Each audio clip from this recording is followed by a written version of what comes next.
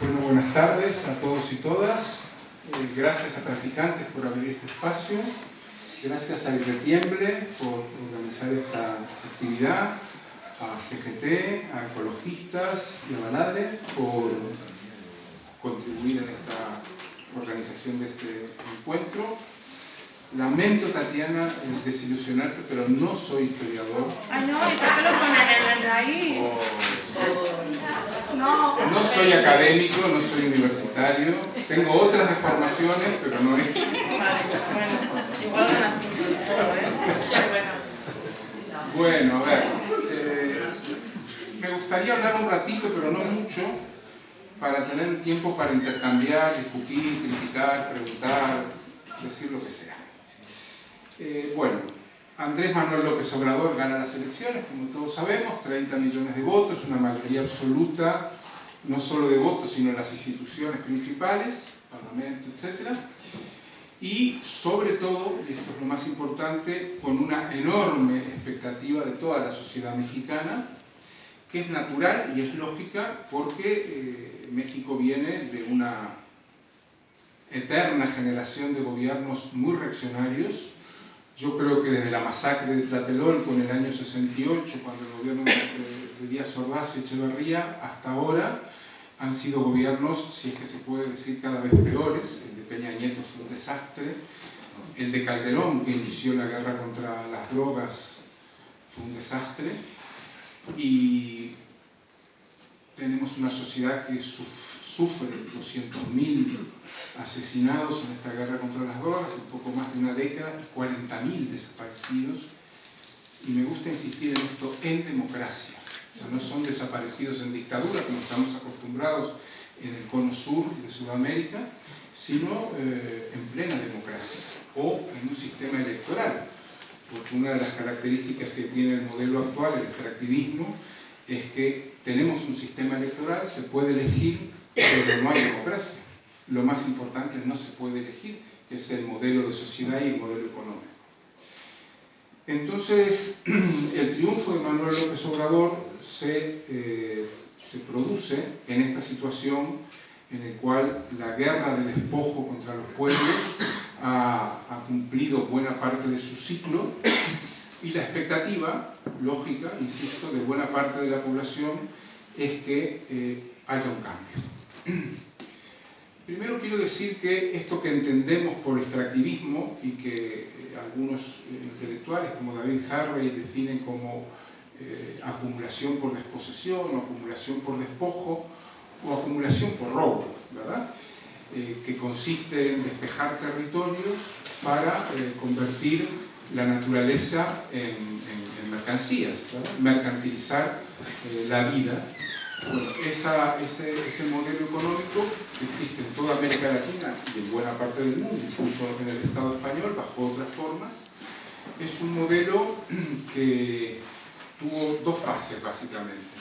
Desemboca a partir de los fines de los 80, con esto que fue el consenso de Washington, y el modelo se basa en grandes obras de ingeniería, grandes obras de infraestructura, aeropuertos, hidroeléctricas, carreteras, minería a cielo abierto, monocultivos que según los países tienen diferentes características. En el cono sur es soja, millones y millones de hectáreas de soja, en otros países es palma de aceite, como palma aceitera, como en Colombia, pero monocultivos al fin, y ladrillo, y extractivismo urbano, gentrificación y especulación feroz con el suelo urbano y con la vivienda.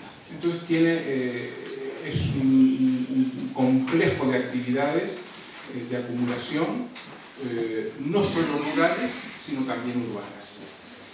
Y en los 90, que este modelo aterriza en América Latina, sobre todo en Sudamérica, hay un proceso de luchas muy fuerte contra las privatizaciones que configuró un ciclo de protestas muy potente que se inicia de alguna manera con el Caracazo del año 89, un gran levantamiento popular contra el aumento de los precios de la gasolina y de los alimentos, con 500 muertos, ¿verdad? Porque sale el ejército a controlar la situación, pero a partir de ahí hubo levantamientos en varios lugares. Argentina, 3 presidentes cayeron con la gente en la calle, Ecuador otros 3, y configura una decena larga de gobiernos caídos, derribados, destituidos por la acción popular en la calle. Eso pasó en Argentina, pasó en Bolivia, con 2 guerras del gas, pasó en Paraguay, en Perú, con Fujimori, en Ecuador, como dije, en Venezuela, y de una manera un poco distinta en Brasil, con grandes movilizaciones que obligaron a renunciar a Fernando Collor de Mello a principios de los 90. Entonces, la década de los 90 estuvo pautada por este conjunto de levantamientos populares, con algunas características diferentes a lo que fueron los anteriores procesos de movilización popular, que habían sido protagonizados por los movimientos sindicales, por las centrales sindicales y partidos de izquierda. En este caso aparecen nuevos actores, sujetos colectivos rurales y urbanos, a nivel urbano las periferias urbanas, en el caso de Caracas los cerros, que se llaman así, bajan los cerros y derriban gobiernos, y en otros casos por una alianza rural-urbana de movimientos indígenas y de las periferias urbanas, que muchas veces son indígenas migrantes a la ciudad. Esta situación abre grietas, tanto en el sistema político como en el modelo de dominación, y a través de esas grietas aparecen los llamados gobiernos progresistas. Entonces, quiero colocar el gobierno de López Obrador como el último y tardío, el último hasta ahora, y tardío gobierno progresista que llega a ocupar la Casa de Gobierno. Nosotros en Sudamérica tenemos, ya como solemos decir, el diario del lunes, ¿verdad? O sea, ya sabemos los resultados de los partidos, entonces es muy fácil para nosotros prever lo que puede pasar en otros lados. No quiero decir que en México vaya a ser igual, pero nosotros tuvimos un ciclo progresista que se inició en la calle, porque hay que tener en cuenta que, aunque la protesta social no fuera directamente buscando gobiernos progresistas, fue la protesta, la movilización, la insurrección, las puebladas populares, lo que deslegitimaron a la clase política neoliberal privatizadora. Y en ese sentido tenemos desde el 99, que asciende Chávez, hasta los últimos gobiernos que pierden elecciones, o sea, Argentina, Brasil y de alguna manera Ecuador, un proceso de unos 15 años que nos permite observar qué pasó con estos gobiernos progresistas. Y lo que sucedió fue, mirado desde abajo, porque esto siempre es importante, por lo menos para mí, un proceso de fuerte debilitamiento de los movimientos por diversos motivos. Algunos fueron cooptados, con sus dirigentes colocados en ministerios. Argentina es un poco el paradigma de esto, pero también Bolivia. Un debilitamiento de movimientos no solo por cooptación, sino también por dispersión de los propios movimientos, por haber cumplido su ciclo como movimientos y comenzar un proceso de disgregación. Y por otro lado, hubo algunos movimientos, no muchos, que se sostuvieron, como el caso del movimiento Sin Tierra en Brasil, como el caso del zapatismo, pero en general estos movimientos sobrevivieron reinventándose a sí mismos, no haciendo más de lo mismo, ¿verdad? Y esto me parece que es un elemento de aprendizaje importante que después voy a retomar. En segundo lugar, la política de los gobiernos ha sido continuidad y profundización, de los gobiernos progresistas, y profundización del extractivismo, de la acumulación por desposesión, con gigantescas obras de infraestructura, sobre todo en Brasil, pero no solo, con inversiones importantes en obras para el Mundial de Fútbol en Brasil y las Olimpiadas. Fueron desalojadas entre 200 y 250.000 personas de sus hogares para ampliar aeropuertos, hacer carreteras, ampliar estadios, etc. Y eso es parte del modelo de acumulación. Y en otro lado, no combatir la desigualdad, sino ampliar las políticas sociales. Ustedes quizá lo saben, el plan Bolsa Familia, que son planes viejos que ya tenía Fernando Henrique Cardoso y que Lula unifica y generaliza, Son 53 millones de personas que reciben el plan Bolsa Familia en un país de 200 millones de habitantes. Quiere decir que después de 15 años de los gobiernos del PT en Brasil, no se reduce la cantidad de personas que reciben el Bolsa Familia porque no consiguen empleo digno, y la permanente asistencia a las familias indica que el modelo siguió generando desigualdad, exclusión, etc. Y hay un tercer factor que es importante, que recién nos dimos cuenta ya al final del ciclo progresista, y es que los gobiernos progresistas integraron, comillas, integraron a la población a través del consumo.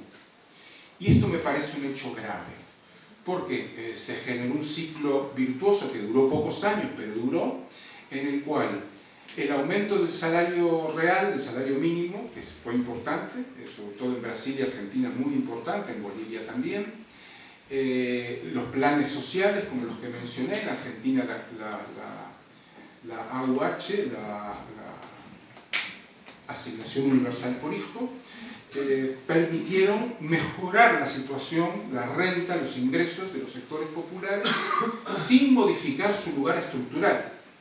Y esto es importante tenerlo en cuenta, pero tuvieron acceso al consumo. En el caso de Brasil sucedió algo tremendo, y es que las prestaciones sociales se pagan a través del banco.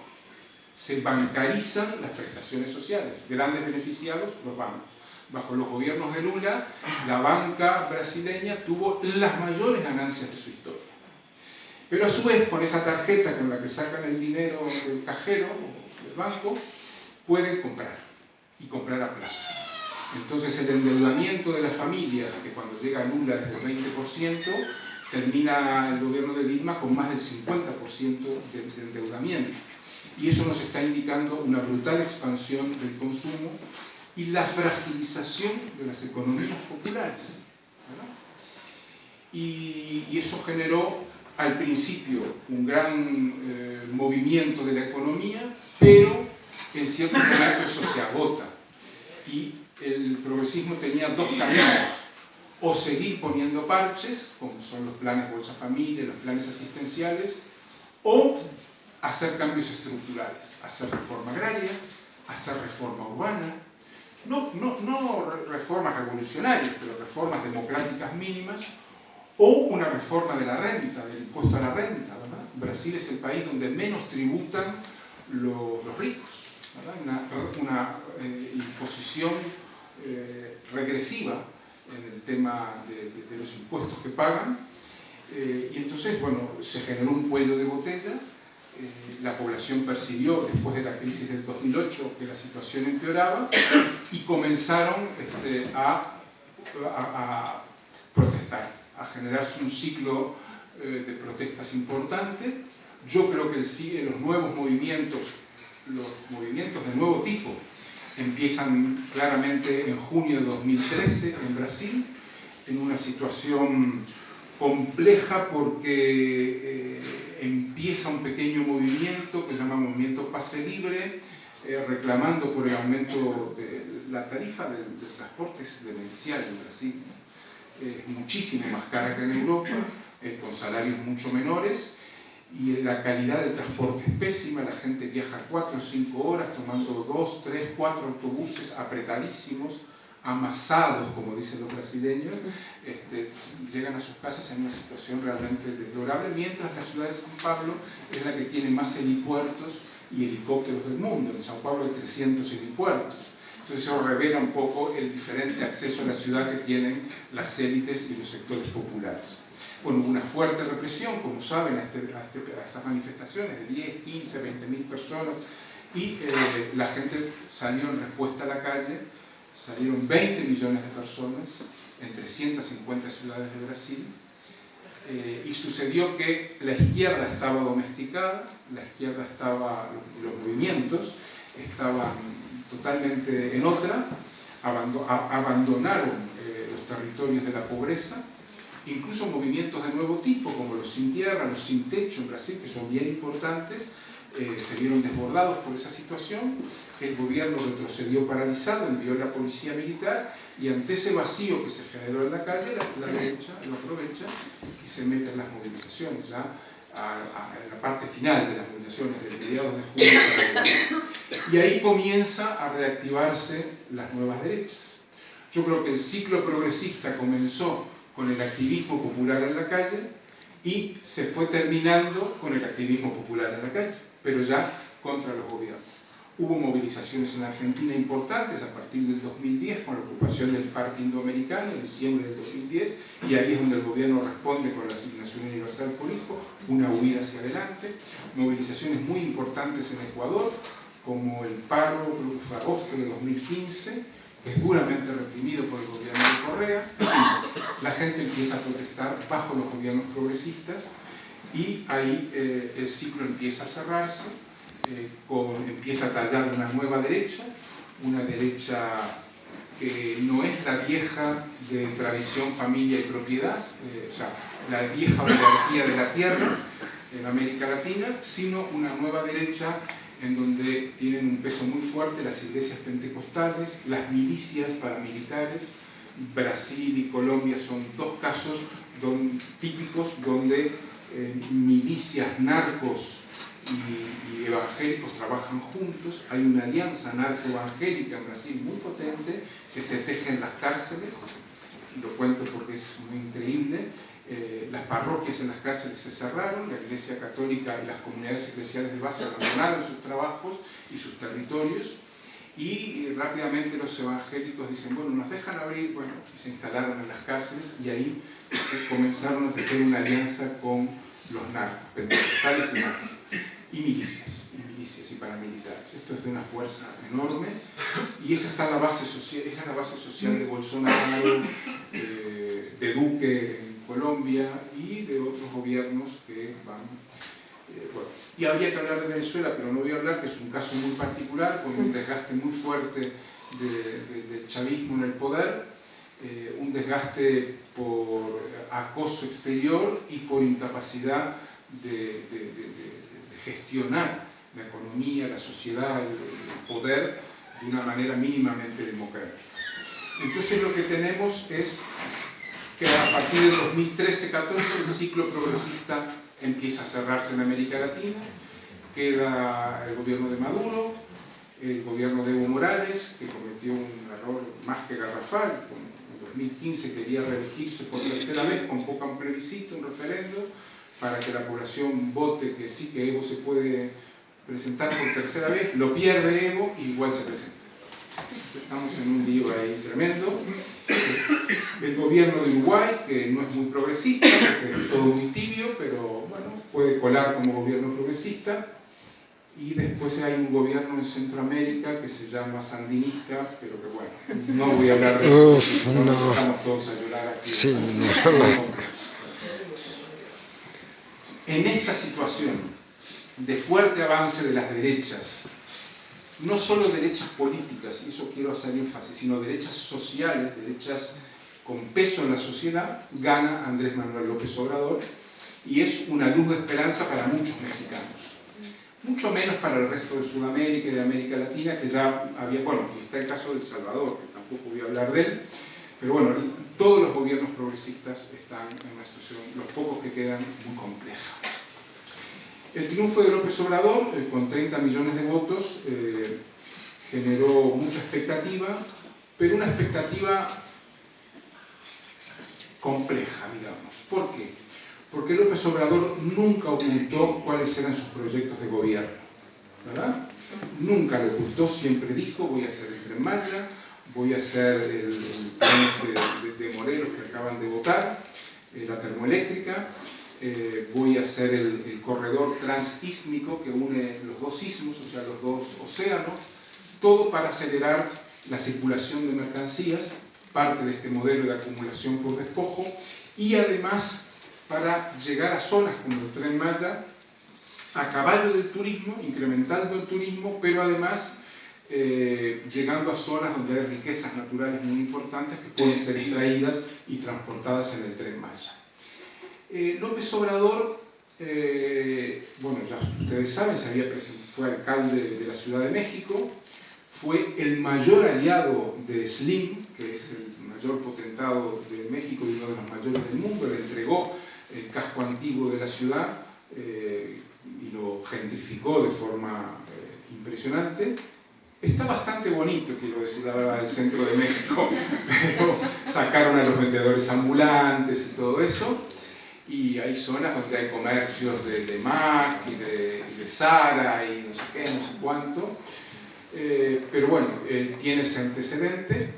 Y por otro lado, planteó una política plebiscitaria, ¿verdad? Y esto es importante porque López Obrador busca legitimar la profundización del modelo extractivo con votaciones, con referendos. Entonces, el primero que hace era un referendo en el cual él no estuvo involucrado, que fue el aeropuerto en Atenco, en Texcoco, y era una feroz resistencia del movimiento popular frente de los pueblos de Atenco, muy reprimido, salvajemente reprimido, con violaciones, con un excesivo uso de fuerza y del aparato de justicia. Y él plantea un referendo, el primer referendo, ¿verdad? Votan 1 millón y poquitas personas en un país que son 60 millones de votantes, 50 y pico.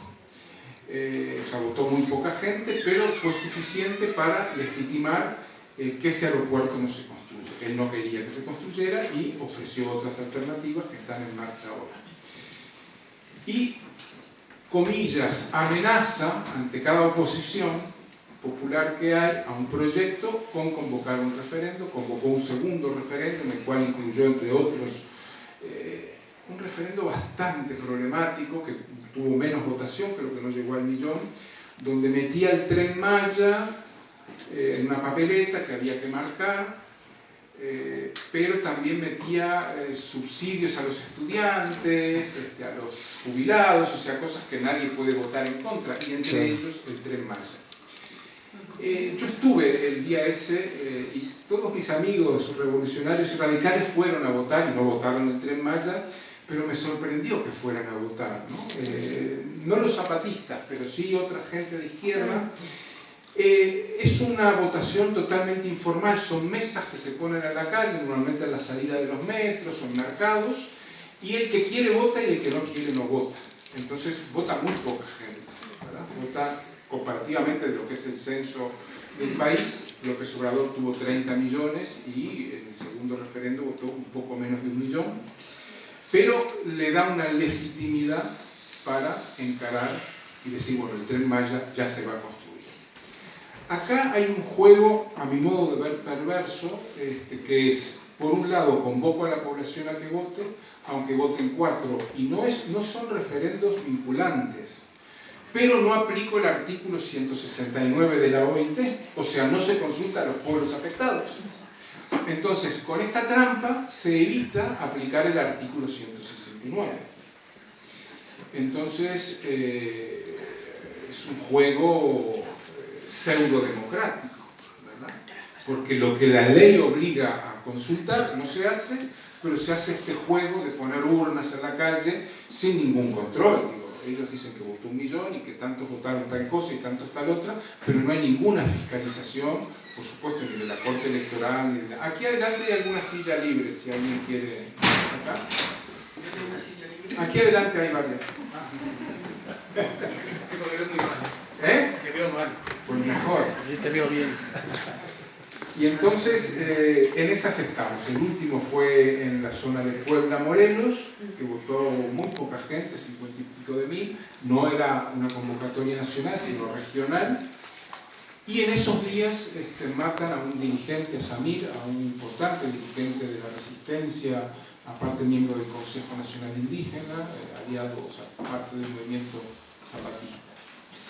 Entonces, luego de estos datos, lo que yo creo que está pasando en México es un gobierno que se propone no neoliberal. Él dijo el otro día, se terminó el periodo neoliberal, que es una declaración, la guerra continúa, los muertos continúan, y se encaran estos proyectos. que profundizan el modelo neoliberal. Entonces el panorama que se está observando es, bueno, hay obras en marcha, esas obras afectan pueblos enteros y los pueblos están dispuestos a resistir. No solo el zapatismo, ahora acaba de aparecer un comunicado hace una semana justo, 6 días, en el cual hay toda una red de organizaciones del estado de Morelos y de otros lugares que por primera vez en mucho tiempo participan junto al CNI y al STLN de la redacción de un comunicado. Yo veo dos escenarios que no son contradictorios sino complementarios. Uno, en el cual los pueblos comienzan a percibir lentamente, porque desilusionarse de un gobierno en el cual uno depositó muchas esperanzas es un proceso necesariamente lento, aunque en México las cosas corren bastante rápidas, que adivina conflictos, que pronostica que va a haber más sangre, más dolor, más muerte, porque, y esto es muy importante, todas las redes mafiosas que hubo en el periodo, en los sexenios del PRI y del PAN, están intactas. Pero más aún, casos como San Juan Chamula, Morena, el partido Movimiento de Renovación Nacional, Morena, el partido de López Obrador, se apoyan esas mismas redes para ganar las elecciones. Por ejemplo, el que va a ser alcalde de un pueblo donde gobiernan las mafias, y ya ha pasado en varios pueblos, se pasan masivamente al partido de Morena porque es la forma de mantener el poder. Entonces, lo sintomático de esto es que, por un lado, hay profundización del modelo neoliberal, de las grandes obras que afectan a los pueblos. Por otro lado, hay un no desmantelamiento de los aparatos mafiosos, y vaya si en México hay aparatos mafiosos, pero una utilización de esos aparatos mafiosos a favor del gobierno. Y en tercer lugar está pasando algo que a mí me parece que ya lo vimos en Sudamérica, y es que algunas personas que fueron muy activas en la resistencia al neoliberalismo y aliados del zapatismo de la primera etapa, son grandes gestores de las políticas estatales. El portavoz periodístico de López Obrador es un tipo que yo conocí en el 95 en la Selva Lacandona, en San Cristóbal, Jesús Ramírez Cuevas, que era un compañero más. Hoy es el portavoz de López Obrador. ¿Y por qué esto es importante?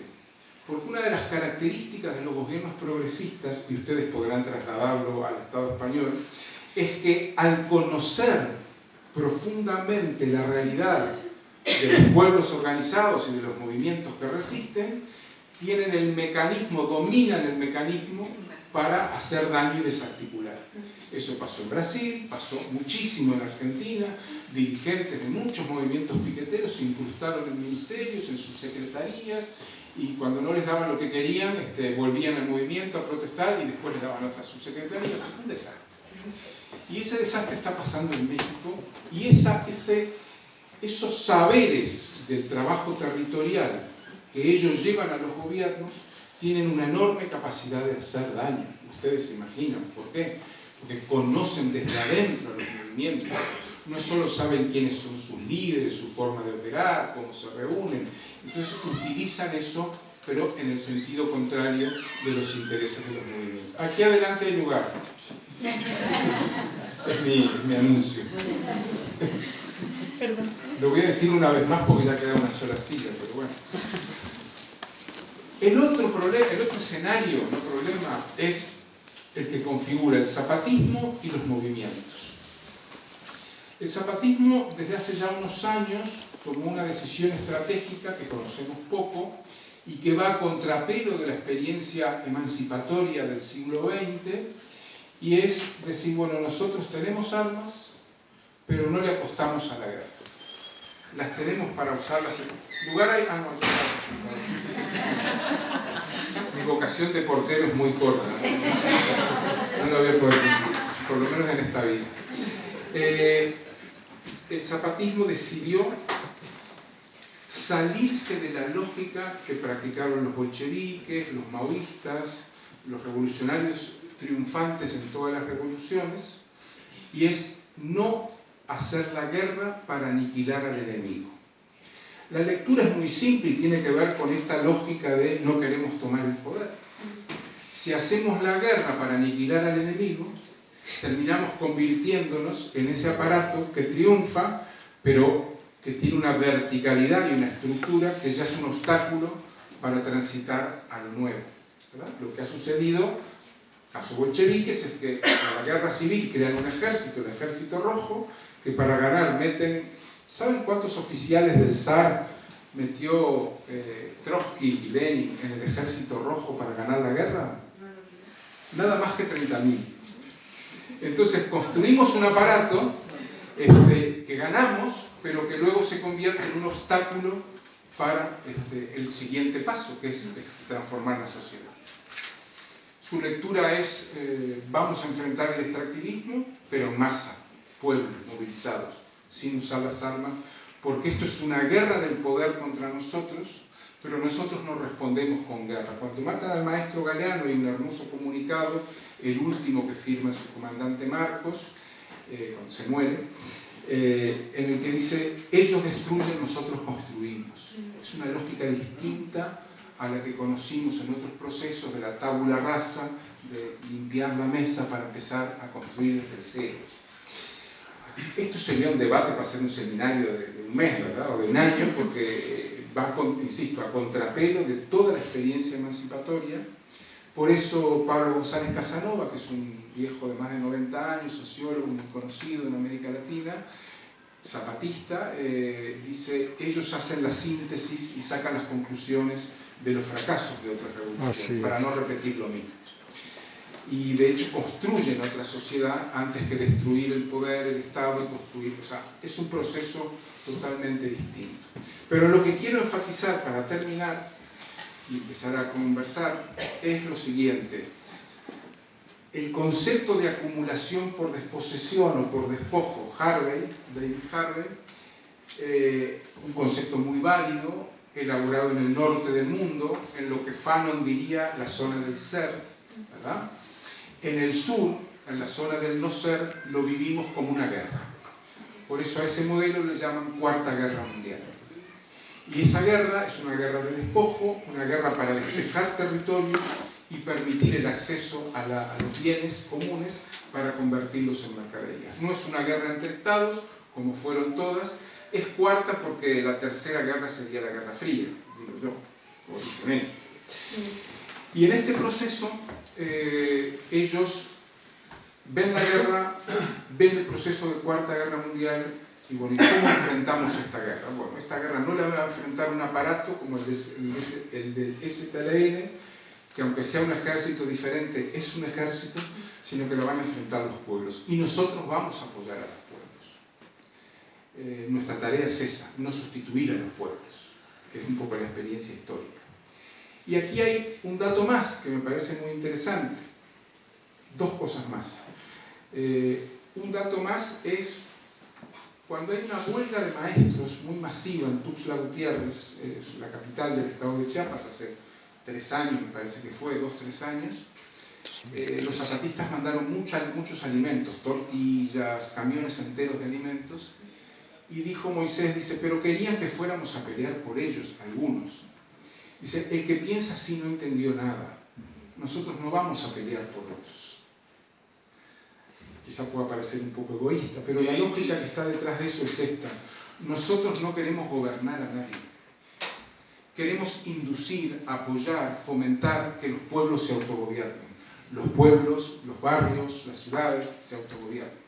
Si todos nos autogobernamos, el gobierno, el Estado, ya no son necesarios. Y me parece que esto es importante porque es parte de este nuevo camino que ellos buscan ensayar, ¿verdad? O buscan transitar. No queremos gobernar a otros. Si yo te gobierno, te estoy oprimiendo. Si yo te gobierno, te estoy sustituyendo, ¿verdad? Que es un poco el tema del Estado. Delante del lugar, sí.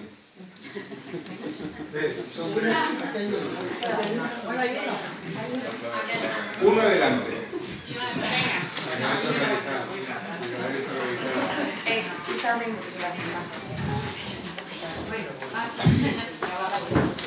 Bueno, ahora que acomodé a todos en el cine, en los cines de antes, cuando yo era chico, había acomodador, no sé si alguien fue a esos cines. Ah, claro. Un tío con linterna que te llevaba hasta el asiento y le tenías que dar una propina. ¿Sí? ¿Se acuerdan los viejos? Bueno, los demás también. Me contó mi abuelito, sí. Bueno, y el último tema es el tema de la soledad. El 1 de enero, Moisés plantea en la realidad, en un encuentro que hubo muy interesante, dice, estamos solos. Después de tantos años, estamos solos. Aunque hay gente que nos apoya, estamos solos. Y eso es una lectura muy interesante de la realidad. Es reconocer que están bastante solos, pero es a la vez un llamado a decir, bueno, estamos solos, ¿qué hacemos? Nosotros nos podemos defender en nuestros territorios. ¿Y los demás qué van a hacer?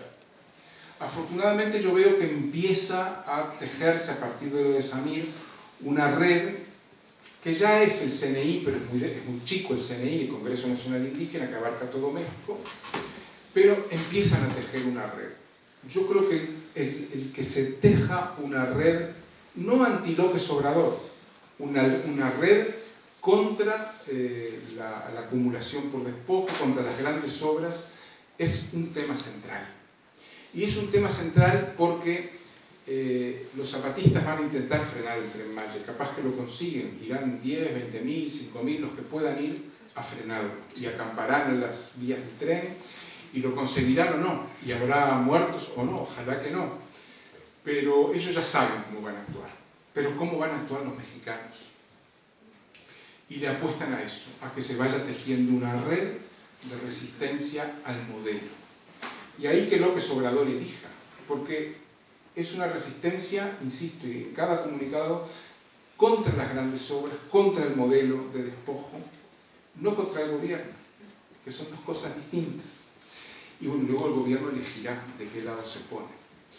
Y creo que en este proceso estamos viendo que quizá en México, quiero pensar, también se haya aprendido de la experiencia nuestra en Sudamérica, donde no hemos tenido capacidad de frenar el modelo.